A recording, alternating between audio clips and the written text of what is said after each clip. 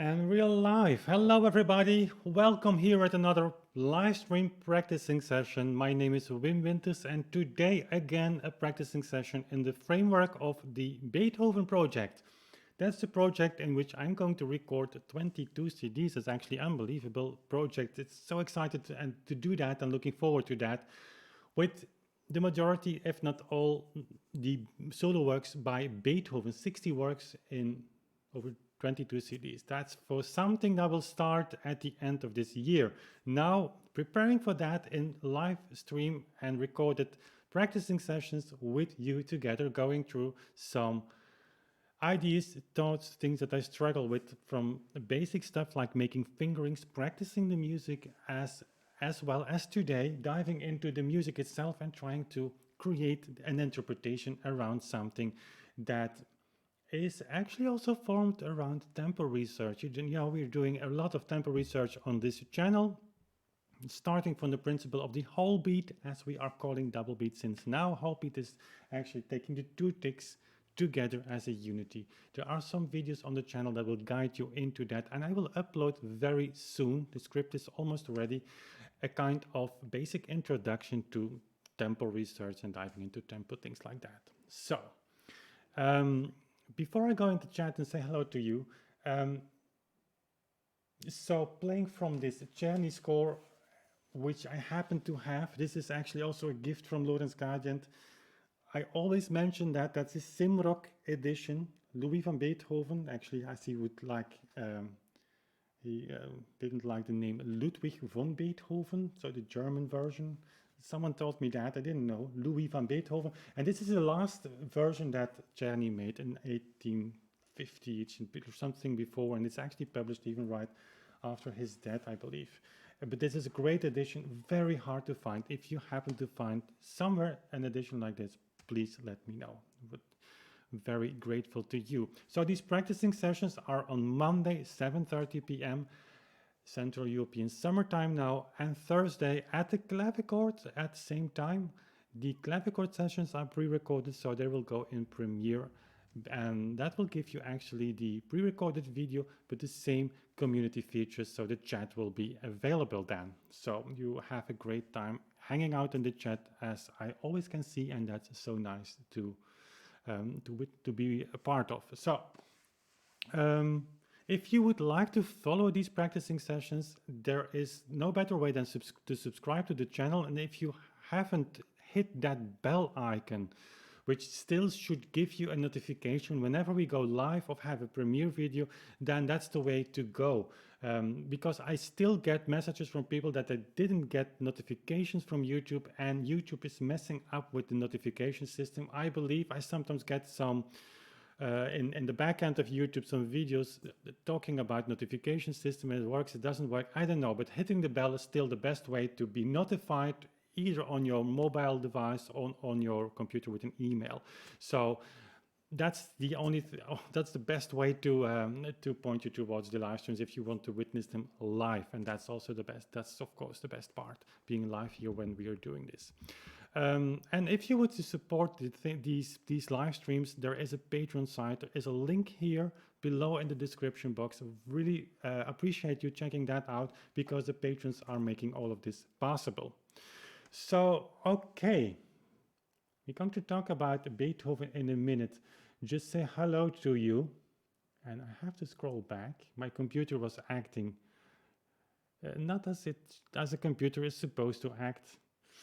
It's a little bit like our new dog that we have. A golden retriever should be completely white, but it's more gray because he likes to dig holes in our garden. And then this morning he got a bath, and he was so nice. And 5 minutes later he was a black dog, so not supposed to dig holes. But perhaps a dog is supposed to do that. But my computer was acting weird. Maybe at the end of the live stream, I need to come down with the dog. He's really nice. And if you would hear in future videos of the coming weeks some dog sounds, that's our dog Sibo. New member of the family, and the girls, of course, it's so nice for them. Anyway, theoretically musical. Always have to practice your YouTube name. Theoretically musical. Welcome back, Emmy, as always. Jonathan, Caius Swanijung, certainly mispronounced your name. If I'm not mistaken, you're new here to the live stream, so it's welcome. Anya, that's my wife. She is moderating the chat as always. And if you have questions for me that I don't see while I'm practicing, it's a little bit hard for me to jump back and forth in the chat and just focus and to get at the same time focus on the live stream, on the practicing session. So she will take a note and she will come at the end of the live stream presenting me your question. Michael Walter from Germany, great to have you as always. Andre Marquez, always great to see you. Turan, what's up with you all? All names that are familiar. It's so great to see you in the live stream and the chats. Baseli, I have to practice your name once. Basileos, great to have you. You're from Greece, if I'm not wrong, right? So that's also great. I forget this question, just to ask to type in the chat where you're from. Often we hit all continents globally, which is unbelievable that YouTube is enabling people from all over the world to connect with each other through a simple live stream. Rastislav, always great to see you. Basic tempo introduction. It means that the ebook is ready. No, the book is not ready. We're working hard on that. Totally underestimated the book project with Lorenz. So his German book, written in German, Takt und Pendelschlag, which is a wonderful book, but really hard to read, even in German. So we're going to translate that, but not only translate it, to completely newly write that book. And it's happening, but in order to do that, we need to systemize everything, but it will come at the end. No, that will just be a video, the basic introduction to tempo research as we are doing it here on the channel. And that video will be featured in every video at the end of the Etudes series. That will be a series on Friday, 5 p.m. every week, one etude. We will start with the opus 299 by Czerny, which has been recorded a few weeks ago, the number 1 to 10. And I will give you those etudes with 3 camera angles, so just a normal camera view as you're watching now with the complete piano and the score right to that. And then from up the keyboard, and then also from closer to my hand. So if you want to practice along with me, that's, I think, a great way to do. Next will be Clementi Gradus ad Parnassum combined with some other etudes. So that basic introduction, if people land on that video or that Czerny video not knowing what they hear or why I take the tempo I take, they can go to that introduction video. Theodore, great to have you. Lontos, long-time fan, but I've never been to a live practicing session before, so welcome then here. And hanging out with the viewers here at Atlantic Sound is always great, I think. That's the great thing about these premiere videos. I can hang out in the chat with you as well while listening to myself. And actually, no joke, listening to myself playing a few days after the session has been recorded is a great practicing session for me as well. I can hear me say things about the music, practice things, listen to that, and actually, well, the information is processed in a different way. It's hard to explain, but it's nice. Jonathan Zacharias Galavis Guerra, welcome to you. It's also a new name or not? I'm not sure, actually. From Austria, Sweden, Vietnam, Spain, great, Finland, Caius Svan, okay. Okay, Rastislav, your question, when you have planned basic ebook before full book will be released, that's possible, but I'm working on another project as well, in the shadow a little bit. So that's actually a tempo guide to music of, and I will start with tempo guide to the music of Mozart's keyboard works, because in his piano of keyboard sonatas and other works, it's actually a great starting point to go really deep into notation questions and actually all kinds of perspectives and elements regarding to notation. From there, starting to build an understanding, as I understand it, of what kind of tempo range you have with that music from the notation. Of course, that combining with metronome numbers at the end, and so have a systematic approach for every movement of the piano sonatas. And that will be presented to you in an ebook and in a video series, but I'm working on that.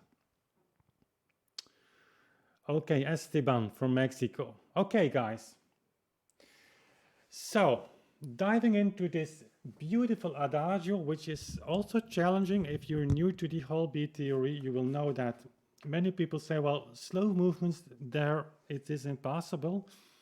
I thought that for a long time, for years, was a point of struggle between Lorenz and myself. Because if you have the alternative tempo theories, alternative to the half beat or single beat interpretation, where you just take the metronome number and have every tick actually connected to a note value that's represented in the metronome number.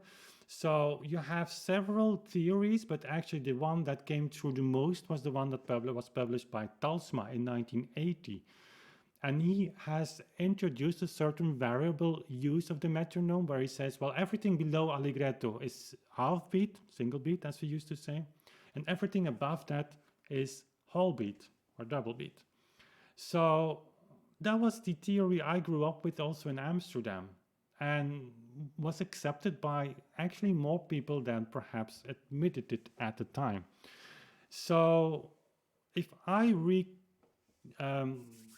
look back on my journey with this tempo research, which dates back from an Amsterdam conservatory, I was literally 20 years, I think, old, when suddenly something happened in my mind and say, oh my God, this cannot be true, but in this way. I'll explain you later in another video. So I accepted just that theory. It was not debated, actually. But honestly, when I met Lorenz for the first time in 2009, I had some discussions with him because he said, well, there is no such thing as variable use of metronome. You can have a single beat, half beat practice, or you can have a whole beat, double beat practice. But a composer that mixes both of them in the 19th century is not known to me. There is no source that backs this up. And that continued as struggle until, and I've repeated that, I've shared that story a lot with you, with the Munich sonatas from Mozart, where a slow movement, suddenly I was practicing that without referring to the metronome number in whole beat. And then I realized something should be done about it. And then, if I be honest with you, I only then really looked into the metronome numbers, which I just rejected, not knowing that I rejected them. I was playing somewhere. If you go to my channel, go to the early Beethoven sonatas that are recorded, I mean the early recordings on the channel, even the Pathétique, you will see that my tempi are, or the fast movements are in the range of the whole beat theory, but they're not exact, but okay. But for the slow movements, I'm more towards the half beat interpretation still. So for me, that was a big step. But I learned that many of those slow movements share the same problematic elements as the fast movements, being implayable. Not in that great number as you have with the fast movements, but still a lot of places where you suddenly realized by doing it that the composition was more tailor-fit actually to that whole beat metronome number interpretation than you could imagine up front. So if people land on my channel and say, I cannot believe that's true for the slow movements, you have all my sympathy, because I needed 10 years to finally be serious about it. So that's all I can say. I hope sharing this story a lot of times is not annoying you, but it's just opening maybe ways and perspectives. If you doubt somehow this can be true for slow movements, just do it and practice it. Still, sometimes you run into problems of interpretation, because with this whole beat theory comes a new way of performance practice. And for some fast movements, this is really easy to understand. It's really easy transition to. For some slow movements as well, you have slow movements that we still today play in whole beat, like many nocturnes of Chopin. Check the tempi. They are remarkably close to the whole or double beat interpretation still of modern performers. Go on IMSLP for Chopin's preludes. You have a wonderful edition by Kulak, which was a student of Czerny. He metronomized a lot of works, and his metronome numbers are quite okay. They're all whole beat. If you see then the slow movements of the preludes and just try them out, you will get a shock, because those numbers, red and half beat or single beat, imply actually a double speed of what what people are used today, still playing in whole beat. So now to Beethoven. I have here a copy of Czerny's Piano Forte School. You know, in the last part, the fourth part, he has a chapter on Beethoven's interpretation works. It's great to read. And this is the starting point for this movement.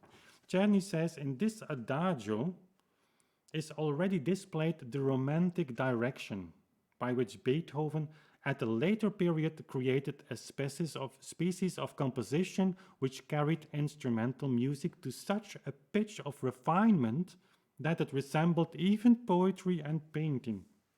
So hence the title of the live stream, in search for that romantic direction. And you will remember that here I compare a lot these slow movements with this romantic feeling of these, you know, these paintings of late 18th, early 19th century, of these moonlit landscapes where this solitude is the relationship between the man and nature is actually brought to a higher level than ever before. The spirit of Goethe perhaps as well. And so Czerny says this is one of the first works in which that romantic spirit, in which that Beethoven is going to elaborate on later, much more, is already here. And then he continues, in such works we no longer hear the mere expression of feelings. We see fine pictures. We hear the narration of circumstances. So that's actually a great sentence, because how often do you hear today that these classic works, they have actually not a concrete meaning. There is not a visual representation. There is no story behind it. It's abstract music. Like also from the music of Bach, it's often said that it's actually abstract music that you must enjoy just by absorbing the music itself, which is true, of course. But actually here Czerny is stating something that was really true for that time. There was a story. It was a story behind. There were emotions to be painted, and here he makes the connection to poetry and painting in a very clear way. It's a great quote, actually. He continues, but still, as music, the composition remains beautiful and unconstrained, and those effects are always comprised within the bounds of regular form and consequent development. And then he says, the beginning of this Adagio must be played with great sentiment, but strictly in time. Otherwise, the hearer cannot comprehend the course of the melody at the rests. We're going to demonstrate that. What he means by played with great sentiment, I actually don't know. He connects that beginning rightfully to playing strictly in time. So the first thing that pops in my mind with great sentiment is applying a little bit of rubato. So going back and forth in tempo a little bit to enhance the effect, but strictly in time. So those, yeah. I really cannot point my finger to a concrete thing that you should do while playing to play with great sentiment. We'll try to find out. And then in the following minor part, the melody is performed by the left hand and must therefore be as legato and expressive as possible. Okay, in the bass notes, the pedal can be employed for a moment each time before the crossing of the hands. We're going to try that because that's a great quote. And I thank Czerny for having this, because that's really a difficult passage playing without pedal.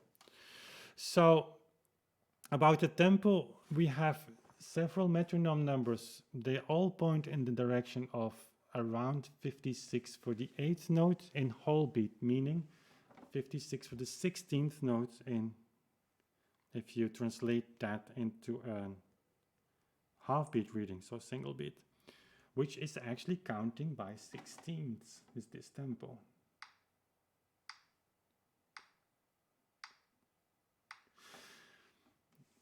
If we start with the ending of the piece, you have in the notations some elements that not solely, but point very strongly to a whole beat interpretation.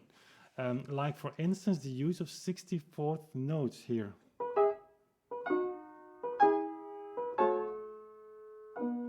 Also, the dash he gives on that last note, tom, tom, implies more a reading in whole beat. So then you continue.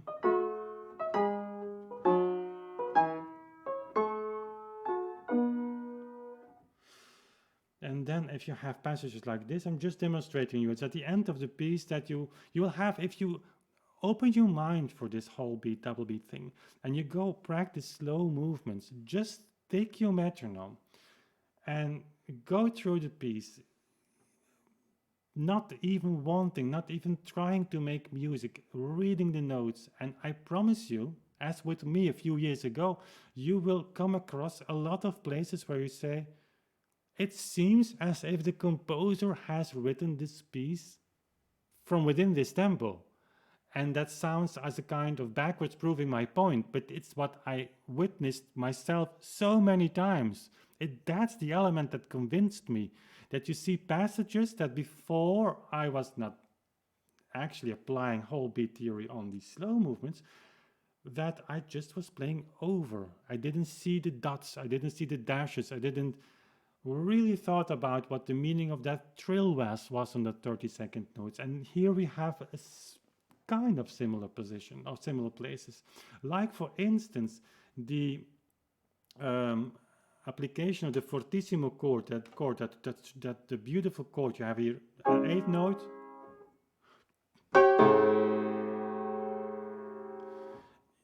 In a faster tempo, Beethoven could have given a 16th, not necessarily, but it points towards a whole beat interpretation.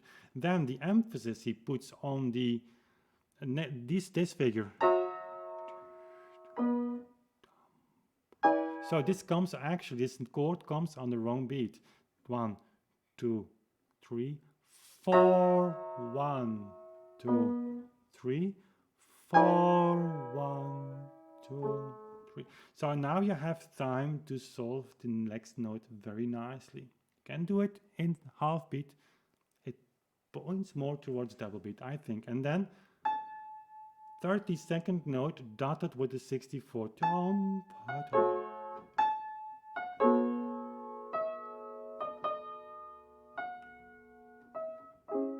This sounds very logic in this tempo. Doublest, which you will never hear like that. People will slow down at such places, but that's another debate. So this tom, cha tom, pa ra tom, chi ra tom, 2, 3, 4, 1, 2, 3. And then the last thing here,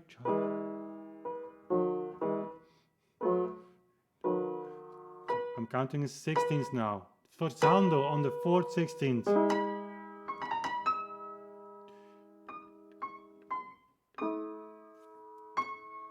And then that's forzando on the 2nd 16th. Tom, pom.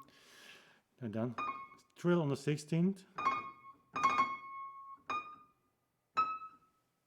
2, 3, 4, 1.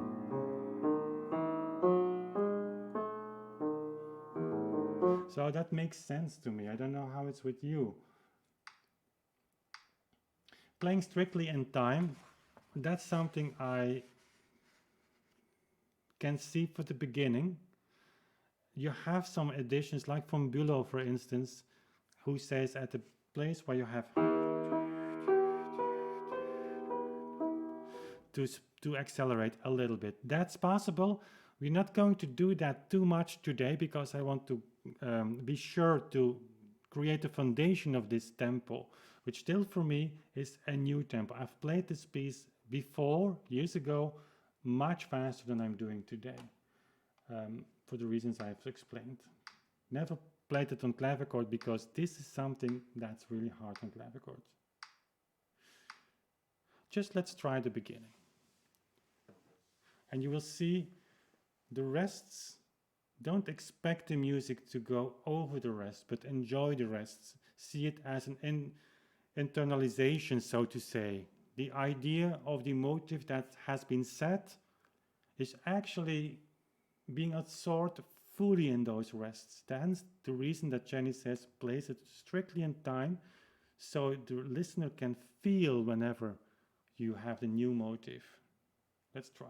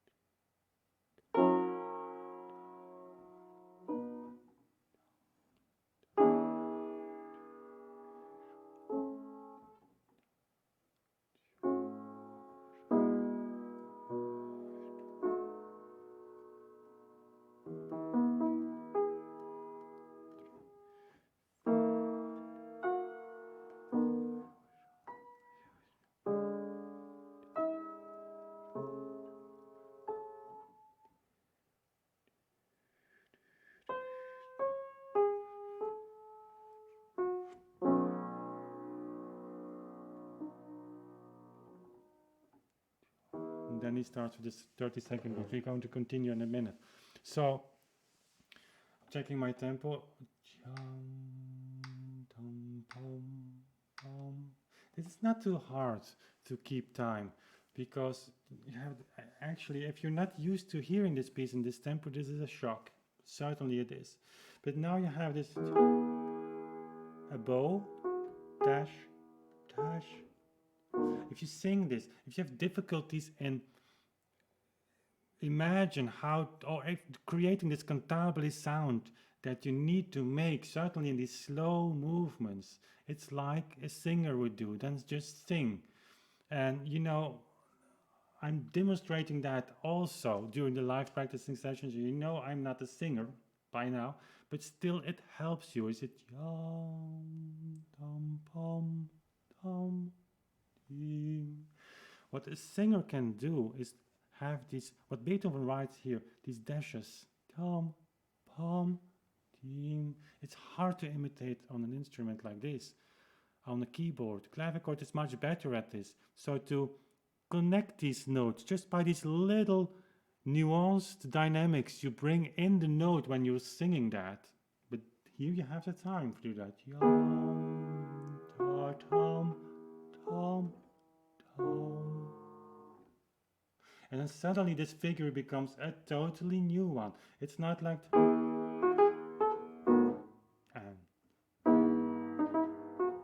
it's deeper than this.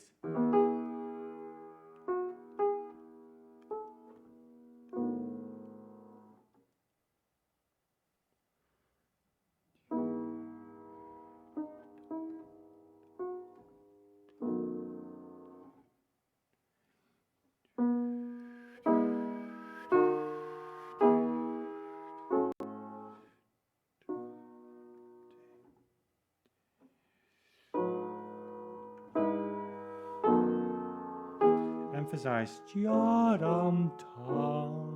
That's such a beautiful accent. Dum,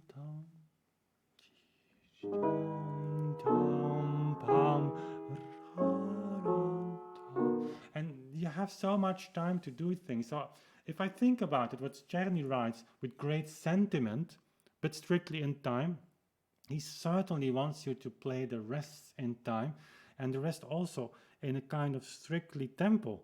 But There are so many little nuances you can add to that without losing track of your pulses. That makes this so indeed sensitive, like you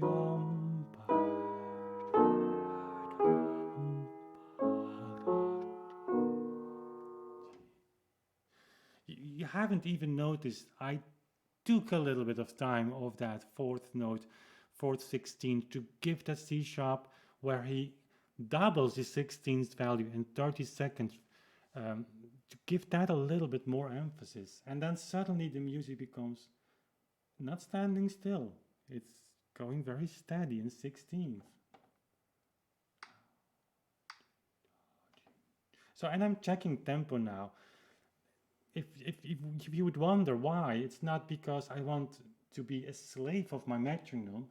I want to absorb the tempo indication Czerny gave, which was not my tempo a few years ago. So by doing that, I'm forced to think within the boundaries that Czerny has set for this. And I'm going to keep strict time throughout this whole piece for the rest of my life. So playing in 56 every 16th note? No, certainly not for the Adagios. I might end up with a range from 52 to 62. I don't know yet, but for now, it's a great check. It's a great benchmark, certainly for the beginning. And I don't have the feeling that I need much more flexibility right now than this.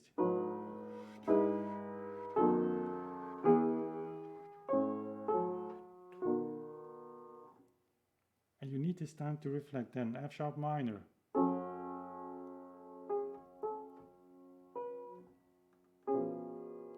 Question mark. Explanation of the question.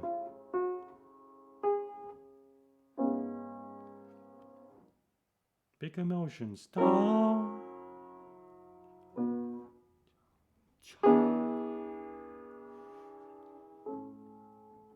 Calming down.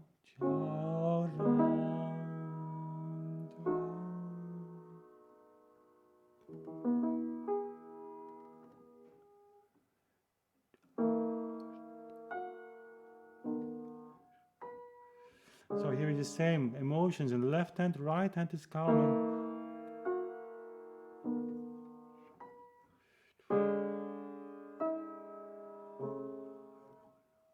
Open end.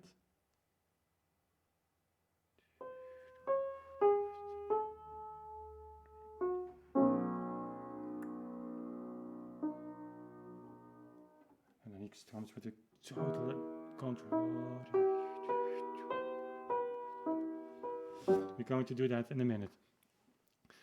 If you looked at the fingerings of Czerny, which is one of the great things of this score, that's fantastic if you play from it. The left hand, I was wondering why Czerny writes, so E, E, can you see that? Yeah, okay. You want, of course, these notes to be legato. He doesn't add pedal markings. He writes in his pianoforte school to add pedal at some places, here also, but not at the beginning.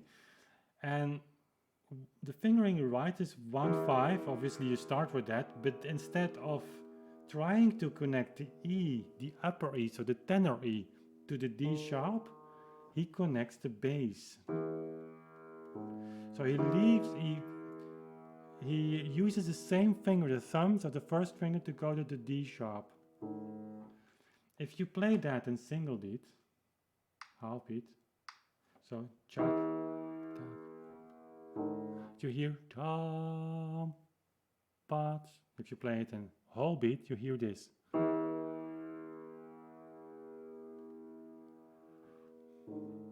You don't hear the connection anymore because the sound has gone. So 4 16th notes every time 56. Such small things.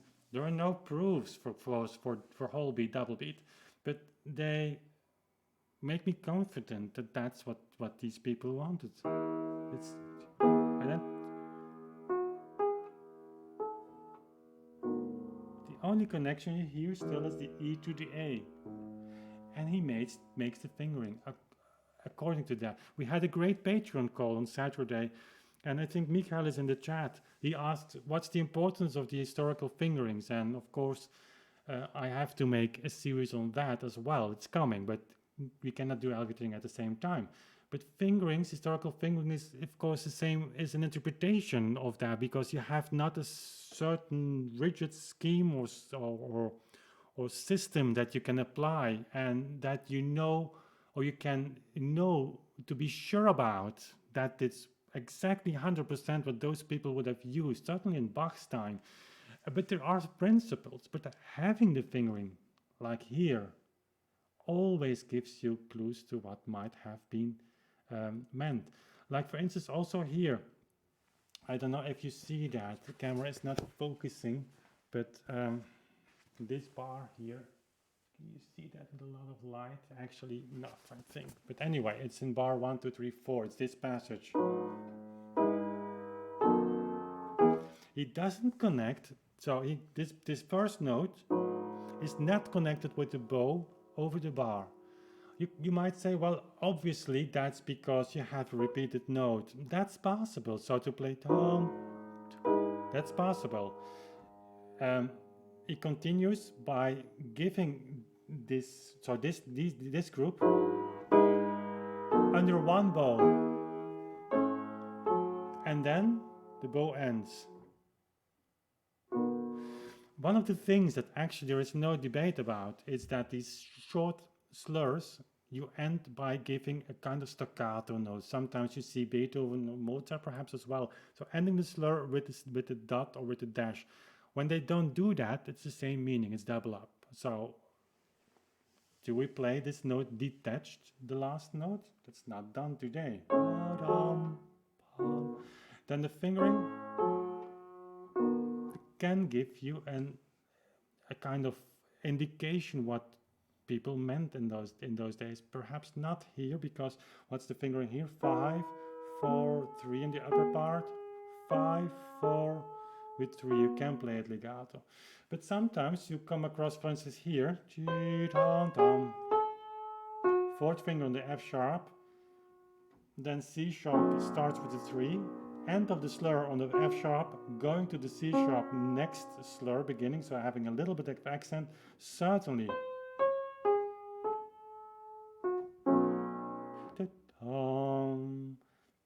Detaching that note a little bit. So there is a lot that goes into passages like these. Let's just try it again.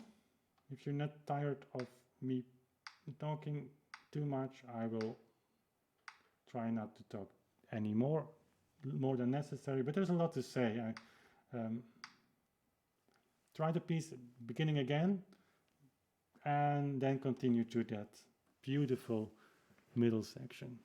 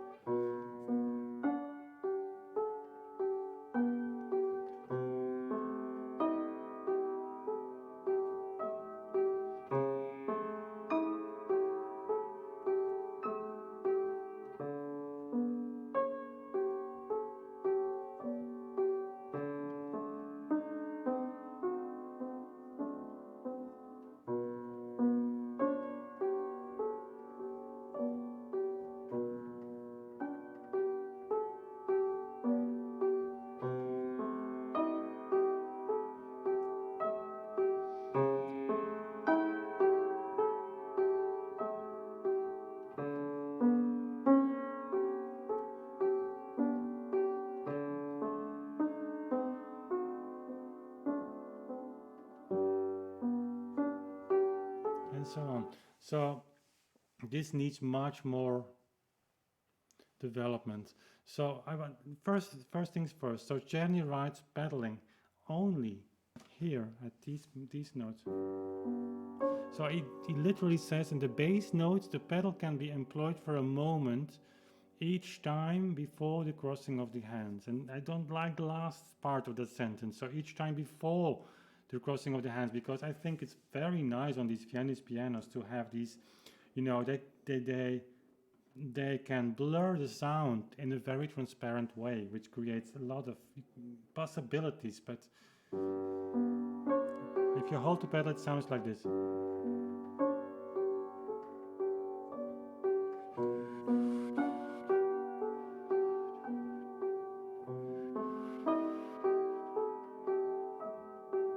If you don't know how to hold the pedal, so just give a little bit of pedaling at the beginning, and you have this.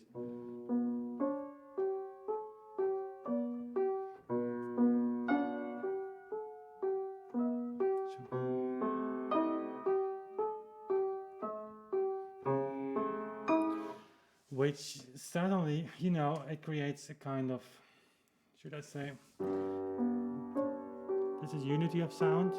Here you get the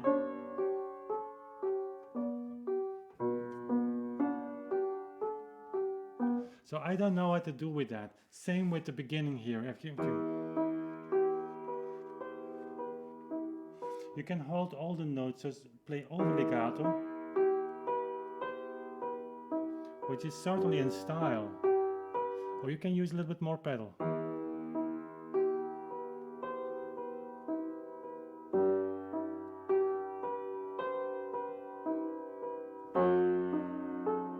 Which makes it easier to build this crescendo as well. So I'm not really certain what to do with that. Practicing this piece now also on the Fritz, which is not ready for you to be featured on this channel, but it's playable and more than playable. So it has an incredibly beautiful treble, I would say. Still the bass we are working on, it's beautiful. But again, that piano needs to be perfect because we release the sounds on our channel. But what I want to say is that piano has a little bit of different damping system than this one. This is a little bit later. So 1816 compared to 1820, 1825. So the dampers here, they mute the sound more than on the Fritz as it is now.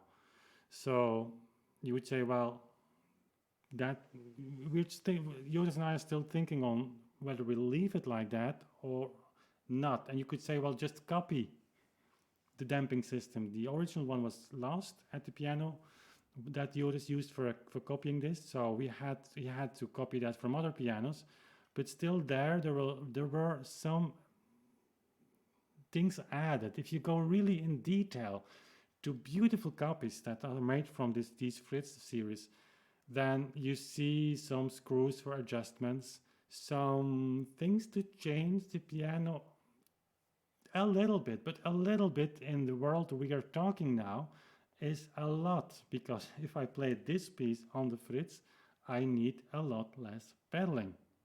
If I play it on this Frenzel, the instrument can use a little bit more pedaling. So you come to a point that's hard to explain, where you can read an excerpt from Czerny, but in order to know exactly what he means, we should have had this piano on which he was playing at the time. And even if it would still exist, it would be so old that it's not comparable to how it sounded 200 years ago. So you come here in a domain where your taste and experience and is really important. And it's a difficult position because it's so nice, it's so tempting to just use that with the pedal. You get this atmosphere that you have at the beginning of the Moonlight Sonata with this beautiful bass. With the moderator then also added. We do that today. Perhaps here it was used as well. So there is a lot of small decisions you make with a huge impact, but important decisions. And so here, for instance, playing this,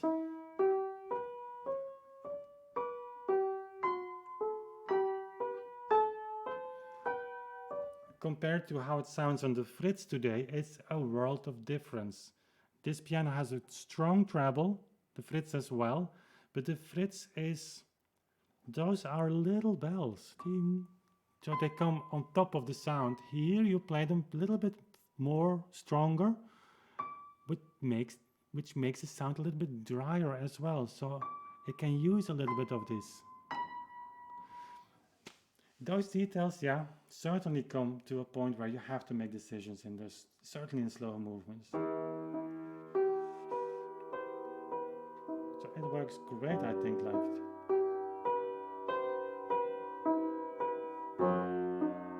And then each quarter note in the bass, it's a melody, of course, but it's a very slow melody, like a choral in those days, were sung very slow. And every note gets its own emphasis. So suddenly, also by holding back a little bit, those notes become a little bit scary. So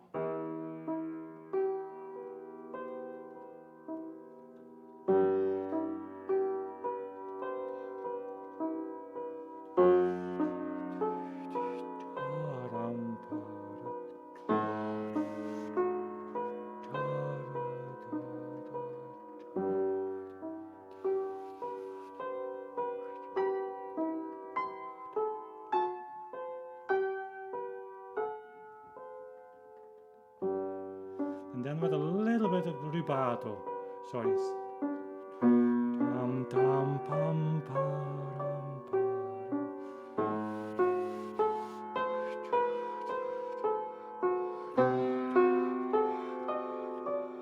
That's too much perhaps already. Because then it brings you out of this atmosphere of that initial feeling that we had at the beginning of complete loneliness. And then, yeah, just to close this, we come back next week to this movement, because there is, for me, also a lot to be thought about and to develop in my ways I'm playing this. And quite frankly, I'm, of course, in this channel with the whole half-beat theory that I present to you, which is making my life a little bit harder in the way, you know, that by presenting that, you get, of course, a little bit of opposition as well, which, as long as it stays within, you know, objective facts and people are not making attacks ad hominem, you know what I'm talking about. It doesn't bother me, but it puts the spotlights on me in a way that I sometimes, and that's a very honest and thing I share with you now, sometimes hold back a little bit too much to the things I feel that the music should need. Like here, I feel that the music needs a little bit of development in tempo, not too much. And I should do that. And I should not worry too much about the comments I get. Yeah, but you're speeding up because it's too slow. Now the music needs that there. And I will not speed up more than from 56 to 62, something like that. But that will open, like, you know, a whole new register, a whole new character. But we have to stay within the initial feeling. Because a piece can develop, but taking it outside the initial boundaries is a dangerous thing, because you suddenly bring your audience in the new world and you have to bring them back to the old one. And so doing too much can lead to a point where you lose your audience. Can feel you a little bit more at ease at first by speeding up, because you don't have to think that much anymore. Things seem to be more fluent, but actually are not. And then when you come back to the initial theme, you will see, oh my God, you have to fill a gap that is impossible to fill anymore. So we will come back next week to this, and then perhaps with a little bit more playing and trying out stuff, in the sense of what happens when I speed up a little bit, when I slow down a little bit here. What are these tiny little things that I'm doing, maybe without knowing, but analyzing them to understand what the implication is of every detail that you do while playing, and that's really interesting. It's fascinating for me all the time to analyze that.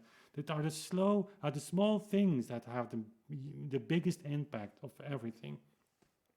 So, okay, I have the feeling that we are already almost an hour, but I have the feeling we only started now, and that I have been sharing maybe too much of my internal information that I'm processing now with you to make this live stream still to a kind of comprehensible unity. But I apologize for that. It's the nature of these practicing sessions.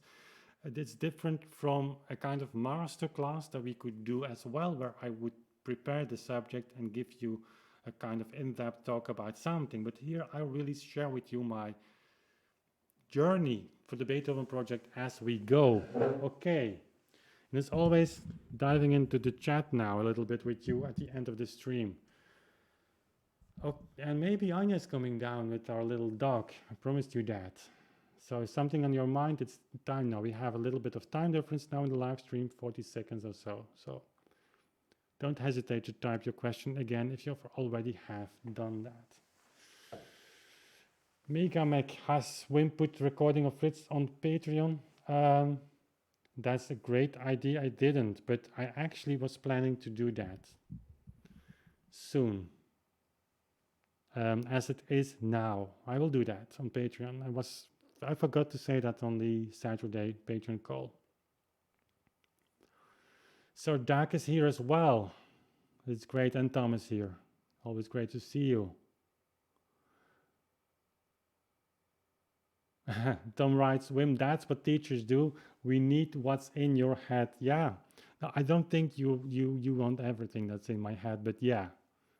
And it's sometimes difficult for me to really, I'm just rambling my thing here in English and trying to explain myself as nuanced as I can, but sometimes these are so tiny little details that I am totally excited about that it's hard for me to to really know how quote unquote interesting it still is for you. So I'm not just doing my thing. Tom from Mexico, of course. We know that.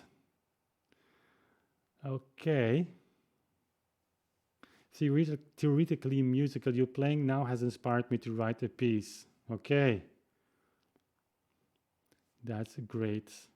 Actually, many of these slow movements by Beethoven or Mozart, like we did the Mozart F sharp minor Adagio of the D major sonata, that's an incredible world, even on the clavichord.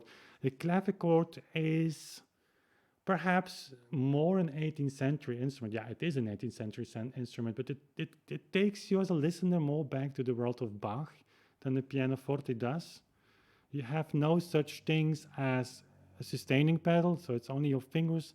But still in that Mozart Adagio, you have this, kind of desperate feeling, this in a positive way. I mean, that music is expressing sometimes really deep, actually, it's not negative feeling, this feeling of complete loneliness. I cannot phrase it better than this. Being alone, maybe not left alone, that's another thing. And that Mozart Adagio is maybe more inclining towards being left alone because it's kind of desperate. Here it's being alone.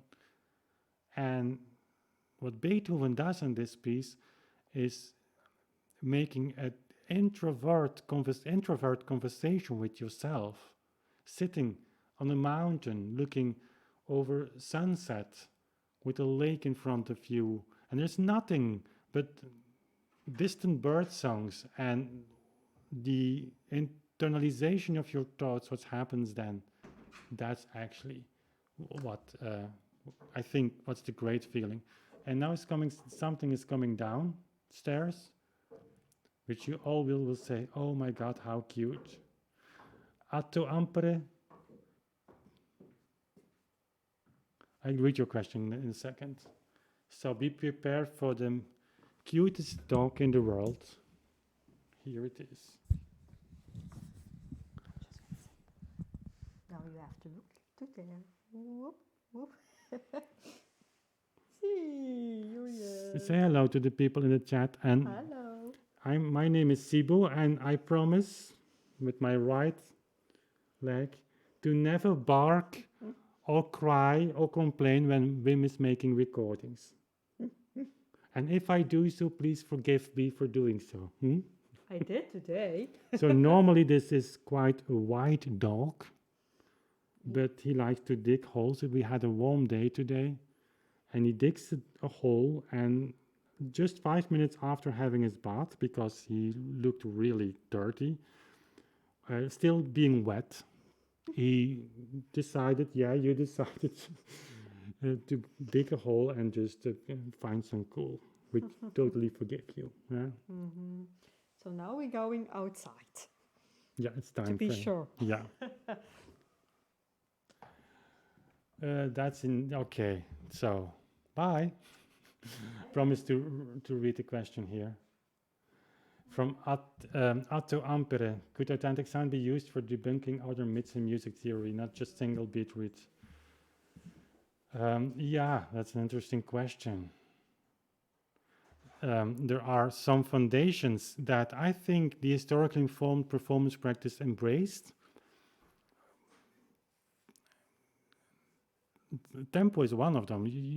I will not elaborate too much because it's a really interesting topic. But of which still today, second or third generation of that so-called pioneer generation of the 60s, we were not pioneers, but anyway, we call them like that.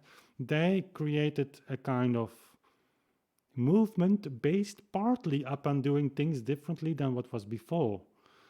Like literally with the metronome numbers, I know from people who are big names in that movement, who just checked their metronomes because obviously the pianists were playing too slow. They didn't understand the concept of the whole beat, double beat. And so they took their metronome and they started to speed up even more than the pianist. What still today Baroque orchestras are doing, it's still a consequence of that attitude in the 70s. Quickly realizing for the romantic pieces that, of course, they would never reach those metronome numbers in half beat or single beat, and just leaving it, not wanting you to talk about tempo anymore. Pianists don't want to talk on tempo because they don't want to accept anything that goes slower, because then suddenly not only 2% of the humanity can play certain pieces, but 45%. And how ridiculous would that be? That's literally their point of view. But in the hip world, it's opening, but it's difficult to talk about. Another thing is temperament. Never say your instrument is tempered in equal temperament, though Werkmeister introduced equal temperament called wohltemperierte Harmonia, which is in 1708 really close to the wohltemperierte Klavier. So instead of analyzing all these scribbles above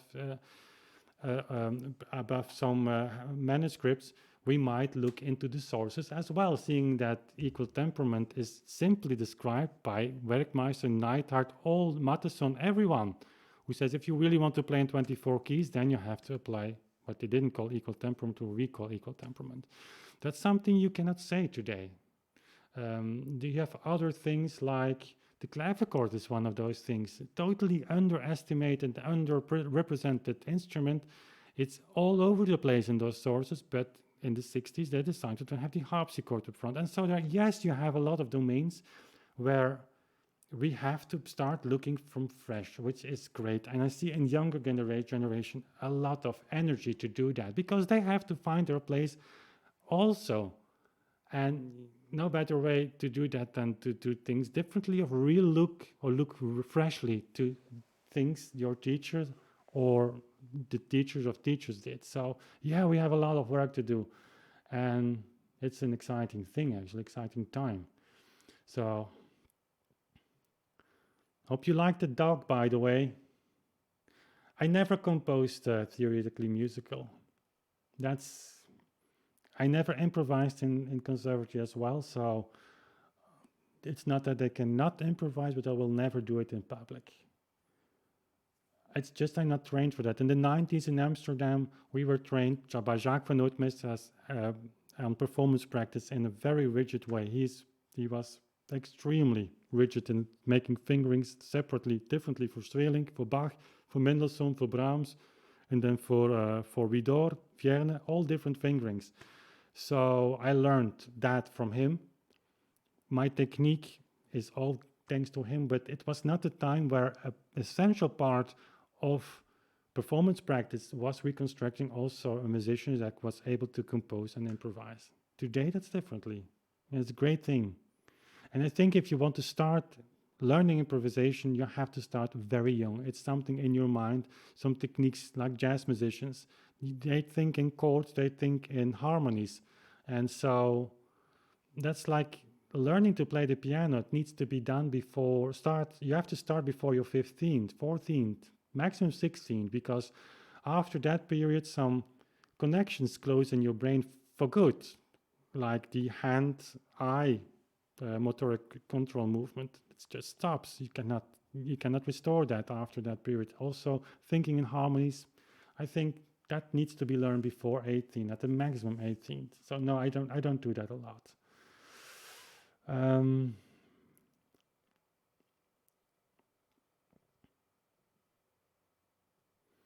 Yeah, no politics here.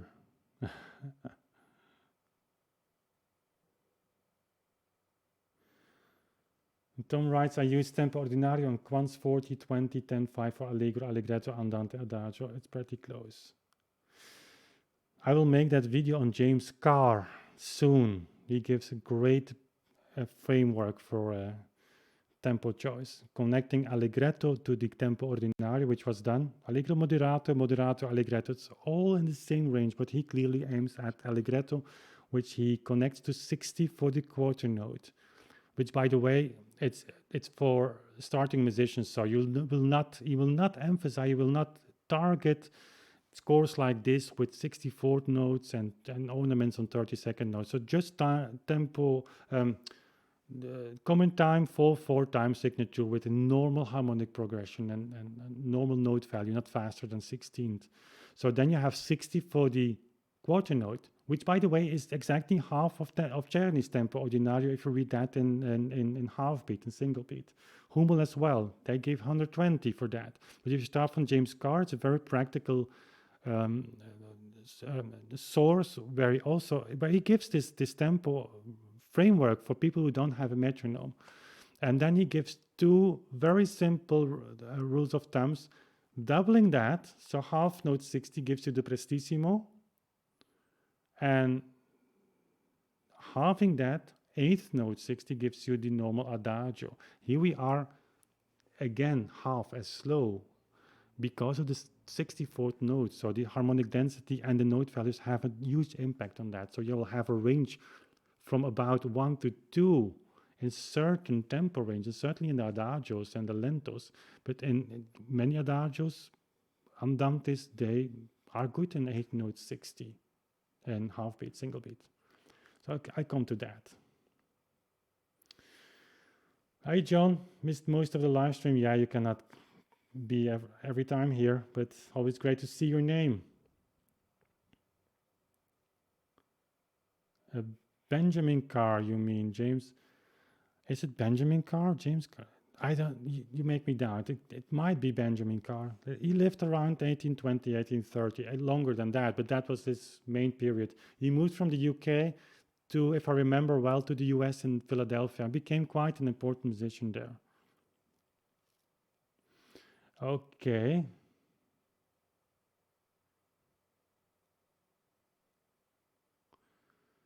James Carr or Benjamin Carr. If you give me just a second, I can look it up for you here on my Dropbox folder. Articles, scores, and then no, it's in Takt und Pendelschlag folder, documentation folder. It's Benjamin Carr. Yes, thank you, John. You're right. C-A-R-R.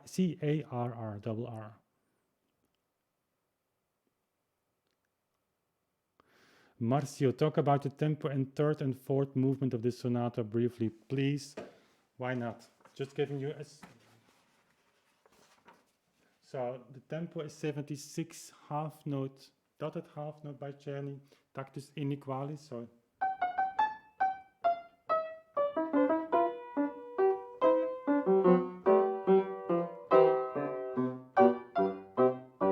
And last movement is also tactus inequalis, 116 for the dotted quarter note. Something like that.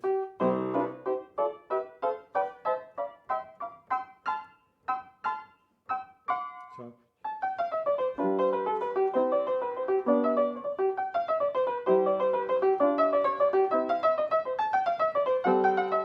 And so on. There's a video on this piece already a few weeks ago. And reinventing tactus inequalis or something with Beethoven. You'll see that. And now I'll check my tempo if I was spot on. I hope so. Benjamin Carr. Yeah. Okay. John, he sends it to me. Yeah, that's great. It's great. It's one paragraph. It's beautiful. Theoretically, musical has this piece stuck in his head, which is a good thing. If Beethoven sounds in your head, you're good to go. Sometimes I wake up in the night and there's all this weird feeling, and I have always had this when I'm practicing multiple pieces as I'm doing now.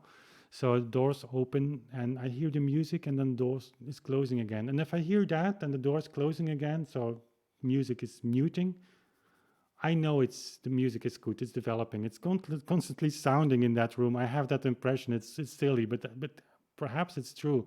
So another door opens and there is a Mozart allegro. It's not blending, it's just separately. And if I hear that, it feels me, it makes me relaxed because I know the piece is developing, not much more needs to be done. And then if you wake up and you play and you feel that it developed, it matured. So our brain is so impressive, actually. So Tom writes, apparently Benjamin had the first composition copyrighted under the US Constitution. Well, that's an important factor. I didn't know that. It's a great time, by the way, that in the 19th century so many things became possible.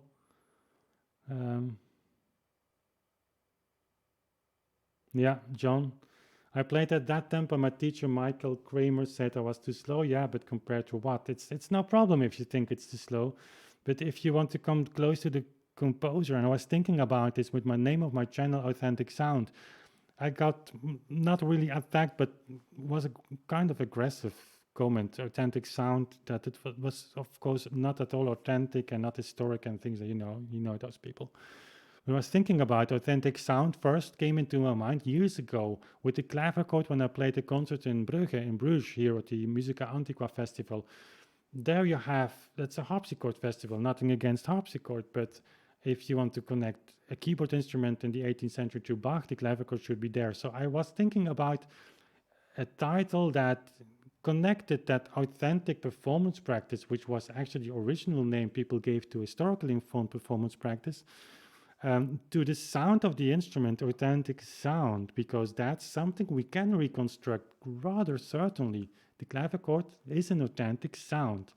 So of course, I realized later when making that channel that it could be projected to the way I was playing, or that I was saying that from myself, that everything I did was an authentic sound. But in fact, I'm going to make a new introduction video to the channel, so a short trailer, and explain that it's actually in search for an authentic sound, because that it is. Coming as close as possible to what the composer had in mind is basically impossible, because I cannot call to Beethoven and ask, how did you play this middle movement? But we do have their metronome numbers, and they give so much information about the tempo that they took. Certainly at a certain moment, here in this case, Czerny. Did they play it a day later, still the same? I don't know, but their tempo indication was good enough for publication, so I guess they have given this a certain thought. And so yes, it's in search for authentic sounds. But if that's not your concern, and that's actually what I read from John, that his teacher said it's too slow, yeah, that's okay. The funny thing is that you see the opposition come from people who wants to claim authenticity in their playing, but not actually look into the details too much. And metronome numbers are really something like that. Okay, John, thanks for sending that to Tom. The Kentucky Volunteer by Benjamin Carr. Okay. Some chats popping up. Tempo compared to customary performance practice, I suppose. By Benjamin Carr, yeah, it's just a rules of thumbs. You will not be able to reconstruct the more complicated, elaborated Mozart and Beethoven, Haydn pieces, but in general, you're good to go. It's really the foundation to start what he gives there. Megamech, do you interpret phrasing marks the same way that everyone else does, lifting off at the end of phrases? Yeah, so as I was saying during the live stream, the short slurs, there is not so much discussion about. You see that in all treatises of that time, that at the end of that, you actually make the notes shorter. It's also a practice that you can take back to C.P.E. Bach. The longer ones are sometimes not so clear. If the longer ones go over one bar and then another bar, sometimes it can mean that you should connect those bars. I think making a little bit of an articulation mark to emphasize the first note of the bar is something really authentic in the 19th century. However, if you go to modern performances, that's actually not followed as rigidly as they say. Like we have had some examples here where some notes that in a kind of melody you would expect to be connected to the previous bar are disconnected. And like there you have the disconnected notes, but then further you have this there is a disconnection, an articulation. Often those notes are played legato, which I can understand, but yeah, basically yes, I try to do that. Jar Zihar, which piano do you prefer, a Pleyel or Steinway and Sons? Depends which Pleyel. It depends which Steinway. I know beautiful Pleyels from the time of Chopin. I know really beautiful Steinways. So I'm not the guy who chooses for one type of instrument. Each instrument needs to be on its top, and then a Steinway is a perfect instrument. It developed for over a century. And if you really have a Steinway that's not just manufactured, but really taken care of, as now the Fritz is being taken care of, then it's a beautiful piano. Does it work for Beethoven? If you translate the music on that piano, yes. But you cannot sit with the Czerny score literally on that piano and do everything that Czerny prescribes. You have to translate that. But yeah, why not? It's a personal preference and sometimes also a matter of practical thing. For Beethoven, you could say I'd need at least 5 pianos, a Stein, a Walter, certainly the ones he had been given as a gift, an Erard 1800, a Broadwood 1815. There was a beautiful one sold at an auction a few days ago. Probably not playable, not at all, but such a beautiful instrument. But yeah, I still have a marriage here, so no, you have to choose. I have 2 Viennese pianos now, but I don't have an English one. I don't have an Erard, I don't have a Stein, I don't have a Walter. Yeah, we have to choose. Okay.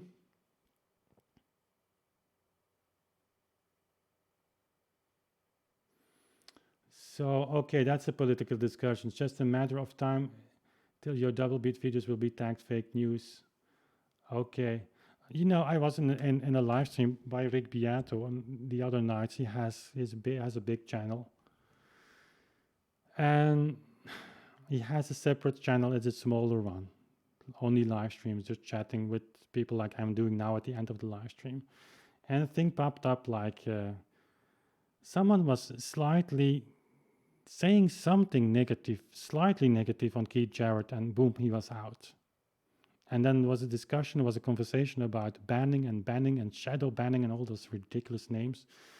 And he actually was reading the comments quite closely, and he said, I don't have patience. So if double beat is nothing for you, why hanging out on this channel? I mean, it's beyond my comprehension. Like today, I had a conversation. Some of you followed that. I saw that, which I appreciate. If someone comes on the channel, lands on the channel, you have a few people who are simply never are going to accept the things I'm doing, but they keep returning, keep chasing also people in the chat who ask questions to me. And they must be 24 hours, 7 days a week on hold to be sure to comment the first if questions asked to me, then rephrasing the things I'm saying totally besides the truth, and actually giving the person who asked the question, referring to an answer, going to whole beat or double beat, actually to the complete wrong direction, assuming that the person who gives the comment is a member of our community and actually is giving to him information as if would give the information.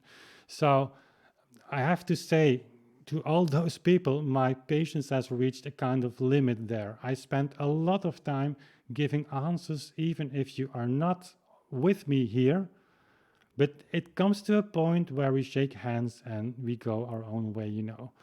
The question of the piano pad, I just banned him because everything got so personal. He made his own YouTube channel, which was fine, but some viewers actually thought there was a problem. So we had contact, we had a conversation, nice conversation through Skype. And so I have no problem if he comes on my channel and says, maybe I don't accept it or don't agree, but that's it. Make your own point, have people come on your point, but you know what I mean. Sorry to be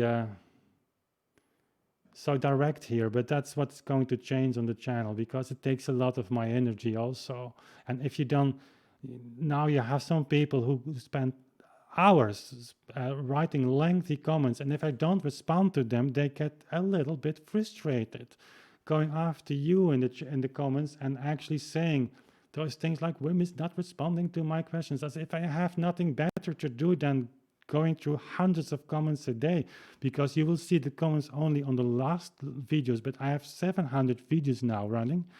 And so YouTube is serving those videos to people who land on my channel randomly. So I get a lot of comments, and sometimes I open my spam folder and YouTube has placed 15 similar messages of similar people. I mean, that's something. And yeah, I think, yeah, removing those users is, I feel it as an aggressive act. It's not who I am by nature. But that Rick Beato, he has 800,000 subscribers. He said to me, no, don't give it a second thought. And yeah, it's difficult. So thank you all for you here in the chat. Okay. Who helped me with that? And it's not about blocking opposition, but you have to understand, and those people don't understand that what they are sharing is such basic first line information that it's for me impossible to give explanations one-on-one in the comment section. You should go through all the videos I made and wait for the next 100 or so to have a complete picture of what we're talking about. It's not easy matter. I can understand a certain frustration at first, but after a while, yeah, we should get cool with each other. And if it's nothing for you, yeah, then why coming back, I would say. Okay.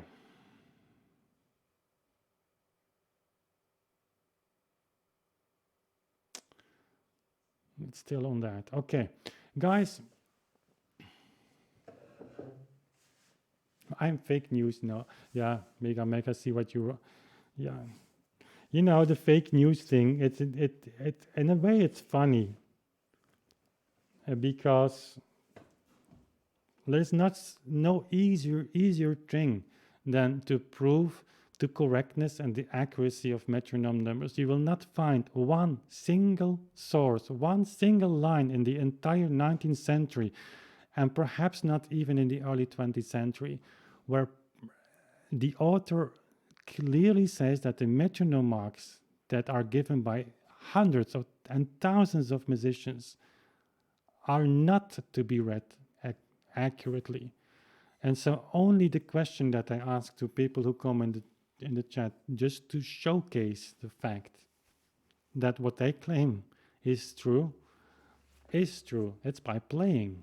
I never get a response, never, ever. So that's everything you need. Okay, guys, enough on this political questions. It's on my mind. That's the reason why I share it with you. I hope you had a nice practicing session. Next time we're sitting at the clavichord, and it will be the most boring practicing session ever, because I'm going to make fingerings in a long variation series of Beethoven together with you.